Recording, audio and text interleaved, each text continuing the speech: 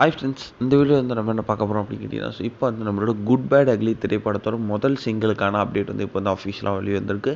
இந்த ஒரு இஷ்யூ வந்து ரசிகர் வந்து செம்ம ட்ரெண்டிங்காக போயிட்டுருக்கு அப்படின்னு சொல்லலாம்.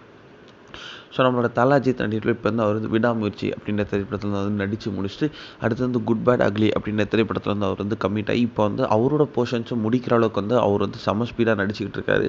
ஏன்னா வந்து அதற்கு முக்கியமான காரணம் அடுத்தது வந்து அவருக்கு ஒரு கார் ரேசிங் இருக்குது, அதுக்கான ப்ராக்டிஸில் அவர் இறங்கணும் அப்படின்றதுக்காக இந்த ஒரு ஷூட்டிங்கில் வந்து ரொம்ப ரொம்ப ஸ்பீடாகவே நடித்து கொடுத்துக்கிட்டு இருக்காரு.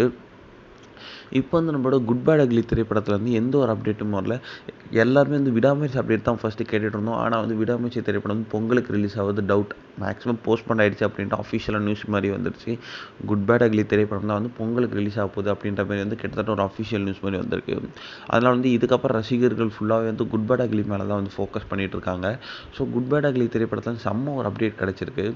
என்னதான் வந்து படத்தோட மியூசிக் டைரக்டர் டிஎஸ்பி வந்து நம்மளோட புஷ்பா 2 ப்ரொமோஷனில் தீவிரமாக இருந்தாலுமே வந்து அவரும் வந்து முதல் சிங்கிளுக்கான வேலையை வந்து ஸ்டார்ட் பண்ணிட்டார் அப்படின்னு இப்போ நியூஸ் வந்திருக்குங்க. அதாவது முதல் பாட்டு வந்து இப்போ வந்து கிட்டத்தட்ட ரெடி ஆகிடுச்சு அப்படின்ற மாதிரி சொல்கிறாங்க. இது விஷயம் வந்து அவர் வந்து லேட்டஸ்ட்டாக ஒரு இன்டர்வியூவில் கூட சொல்லியிருந்தார்.